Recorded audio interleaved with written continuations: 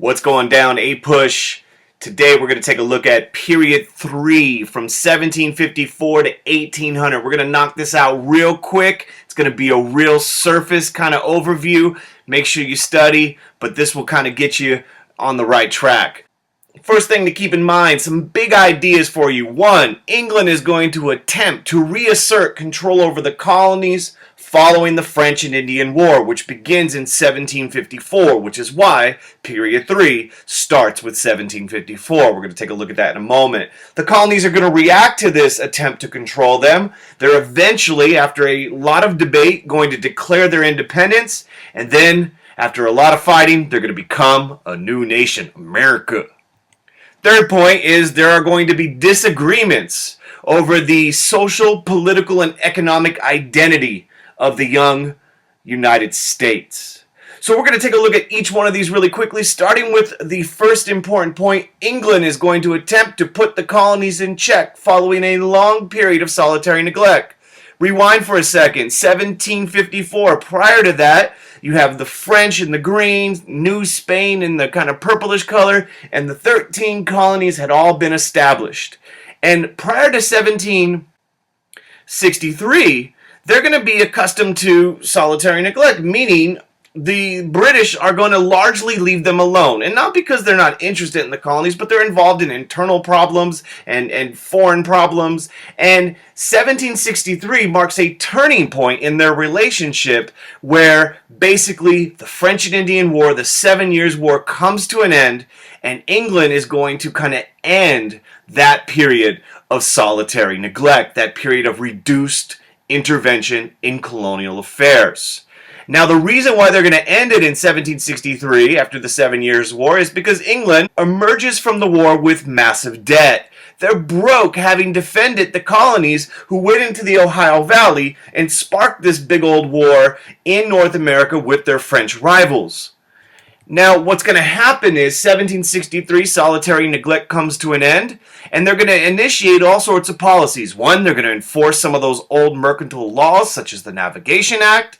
They're going to put the Proclamation of 1763 in place to keep the colonies from going into the frontier out west, where they'll come into contact with Native Americans. Remember Pontiac's Rebellion.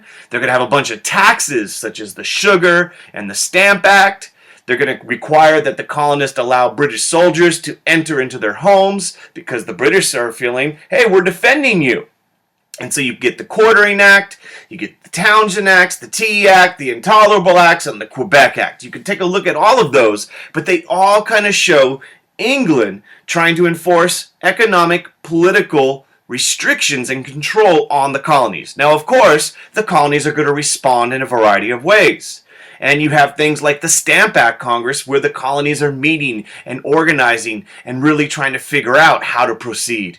You have the Committee of Correspondence, where they're starting to communicate with one another. Groups such as the Sons of Liberty, and eventually the Continental Congress, which forms prior to the battles of Lexington and Concord, and comes back and forms again with the Second Continental Congress. So make sure you understand the kind of cause and effect between the British policies and the colonies' reactions during this period.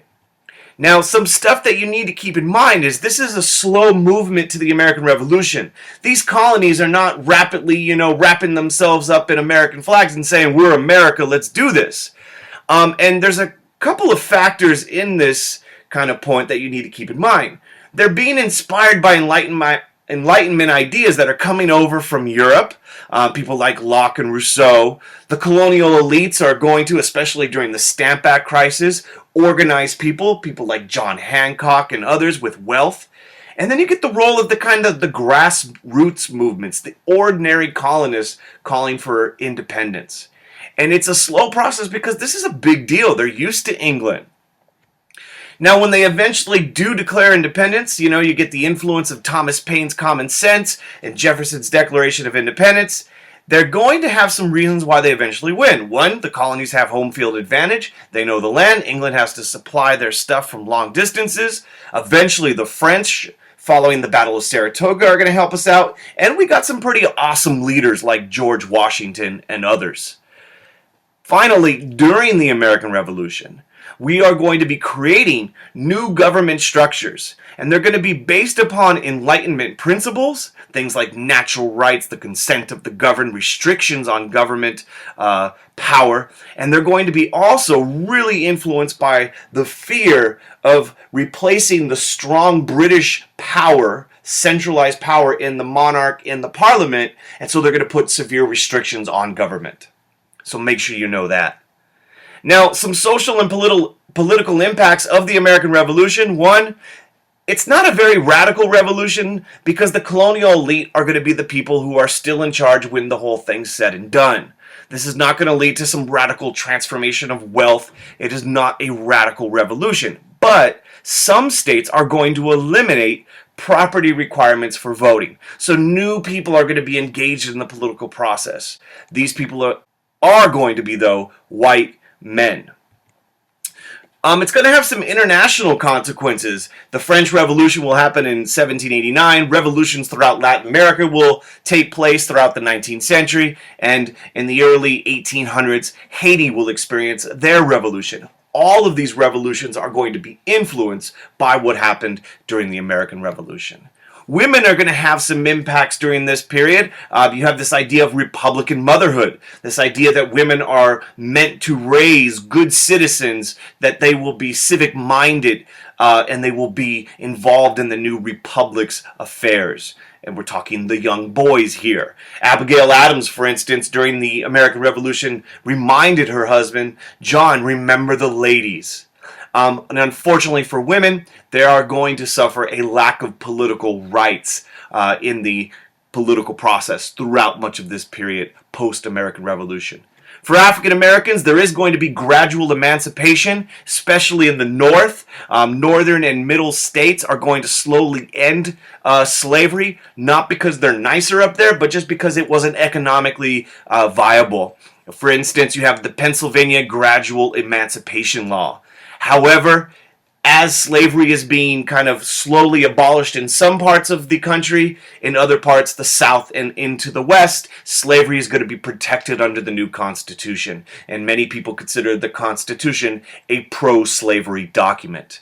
And then finally, for Native Americans, life is going to get rough because under the Treaty of Paris in 1783, there are no protections from them. No one consults them. We'll look at what happens with Native people in a moment. Some other things to keep in mind as the nation is fighting the American Revolution and eventually winning it, they're going to create new government structures. And I've kind of mentioned this, but the Enlightenment plays a huge role. People like Locke and this idea of the consent of the governed, natural inalienable rights, Rousseau. Jefferson's going to be influenced by these ideas, and of course the profound impact of Thomas Paine's Common Sense in January of 1776. It's going to have a huge impact on the minds of the colonial people. Key thing that happens is you're going to have the creation of a weak national government. This is under the Articles of Confederation. Make sure you know the challenges and successes of the Articles. There are more challenges than there are successes. And finally, the Articles of Confederation will eventually be replaced by the Constitution. And it's important that you know the compromises that were needed to create and eventually ratify the Constitution. Speaking of those, there were some constitutional issues. Most of them dealt with representation. At first, you had the Virginia plan, which was the large state plan. The more people you have, the more reps you would get. And obviously, Virginia, the most populated state, loved that plan. There was also the New Jersey plan, or also known as the small states plan. Basically, everyone would have equal representation, which is what the Articles of Confederation had. And eventually, after a lot of debate, the Great Compromise was agreed upon, also called the Connecticut Compromise, where we have a bicameral legislature, the House of Reps, based upon population. The Senate, everyone gets equal reps, which is 2. The 3/5 compromise is important. Make sure you know about that. And it deals with Southerners wanting their slaves to be counted for representation purposes. So for every 5 slaves, 3 would be counted in terms of representation. And this gives Southerners a huge amount of power as a result. So the 3/5 compromise is important. And know that the Constitution was created with severe limits on federal power. You had separation in powers. You know, the legislative, the executive, and the judicial, they have different powers. There's checks and balances. It's a federalist system. You have a federal government and a state government sharing power, so you have federalism, and it's all based upon this idea of republicanism, representative government. So those are some of the constitutional issues you should be aware of. And keep in mind, the Articles of Confederation had this as their framework for government. It was a very weak federal government, and then in 1789, the Constitution comes along, and it does expand dramatically. Even though there are restrictions on the power of the federal government, even under the Constitution, it expands that power of the federal government a great deal. Adds a president, 2 House legislators, the power to tax and regulate trade. It gives a court. You only need 3/4 to make an amendment. And so these are some of the changes. Key thing, how or why was the Constitution ratified? Not everyone agreed with it. When they were all done at the Constitutional Convention, you had the Federalists who were saying, yep, let's do this. You had the Federalist Papers, a series of essays that talked about the Constitution and why it was needed, why it should be ratified. But on the other side, you had the anti-federalists, and these were people who felt that this new government was too powerful and should not be ratified. And of course, there was a big debate, but eventually the anti-federalists agree, will ratify if you promise to include a Bill of Rights, and that does get added to the Constitution. Some other things to keep in mind. Shays' Rebellion is always an important thing. Shays' Rebellion happens during the Articles of Confederation. The government under the Articles is too weak to really put it down. It has to be put down by a private militia. To contrast that with Whiskey Rebellion, in which, under the Articles of Confederation, the rebellion over taxes in western Pennsylvania is crushed by a very powerful federal government under the Constitution. So it's always good to know the kind of differences and similarities between these two rebellions in the backcountry of Massachusetts and Pennsylvania. Important point, disagreements are going to develop over the new nation's political, economic, and social identity. People are not going to agree what this young nation should look like. And really, the domestic disagreements revolve around the Secretary of the Treasury's financial program, Alexander Hamilton. And you have the assumption plan where the federal government is going to be taking the state debt, the excise taxes, the high tariffs, and the big one, the bank. The bank is going to create all sorts of issues. And constitutionally, there is disagreements about whether or not the government can do it or not. Hamilton is doing these programs because he favors a strong central government. He is a federalist. He favors developing the nation's economy, and particularly manufacturing, and they believe in a loose interpretation of the Constitution.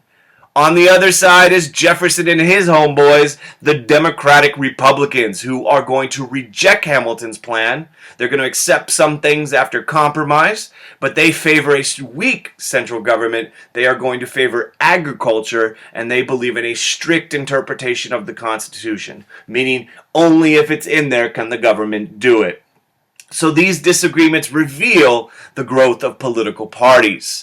In fact, federal versus state government can best be seen in the Alien and Sedition Acts, which is passed during the administration of John Adams by a Federalist-controlled Congress. And these basically, especially the Sedition Acts, create all sorts of controversy.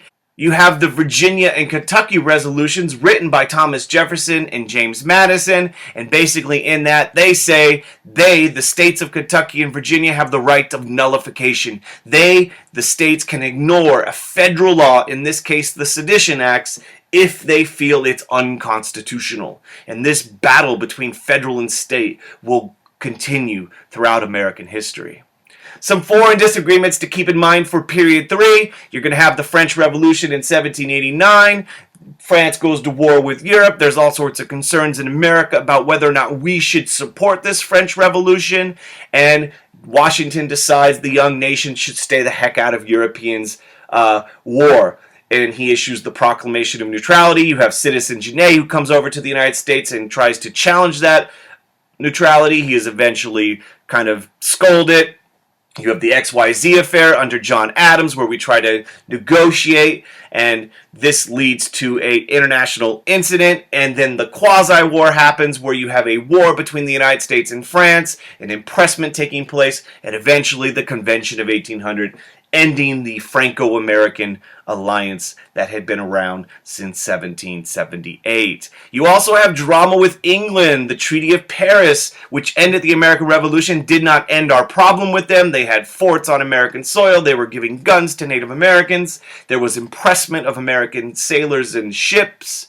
And all of this kind of eventually tries to get resolved by Jay's Treaty, but it doesn't really work. And you have a lot of anger, especially amongst Democratic Republicans over Jay's Treaty. You have drama with Spain. They had closed off the Mississippi River under the Articles of Confederation. They had actually questioned the boundaries between the U.S. and Florida, and eventually some of that gets solved with Pinckney's Treaty. And make sure you know about Washington's farewell address, where he says, "Stay the heck out of permanent alliances, and political parties suck."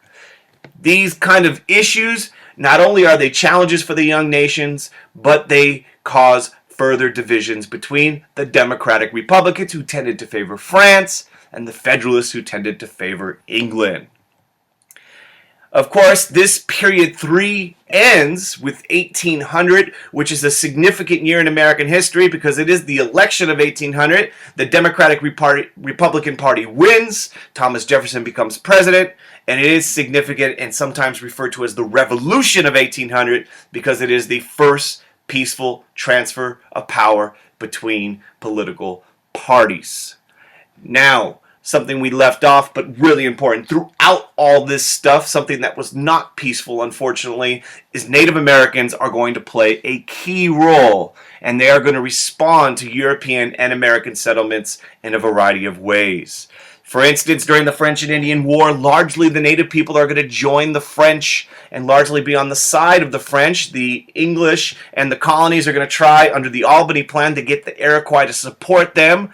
Ultimately, they will, but the French are going to be defeated, causing all sorts of problems. In fact, following the French defeat, they've lost an important ally in North America. You have Pontiac's Rebellion, where Pontiac and other natives start rebelling, trying to keep out settlers from their land, which leads to the British passing the Proclamation of 1763.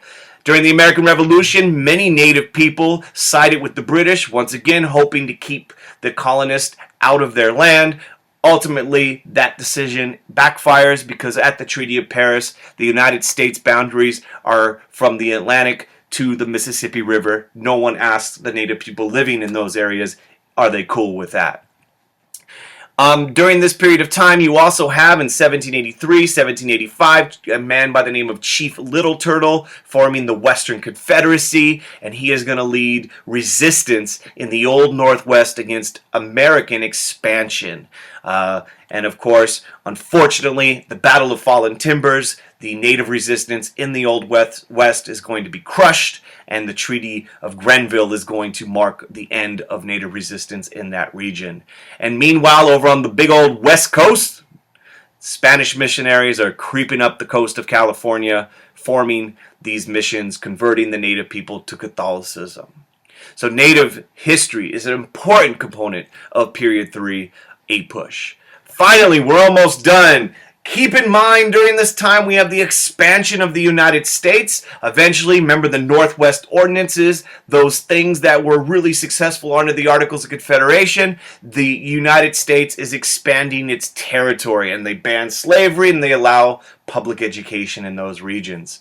However, slavery, even though it ends in the North and the Middle states following the American Revolution slowly, it is going to continue to expand. It's going to be protected under the Constitution. The slave trade is going to continue for another 20 years, and slavery is going to continue to be a fact of life throughout the South and as they move west.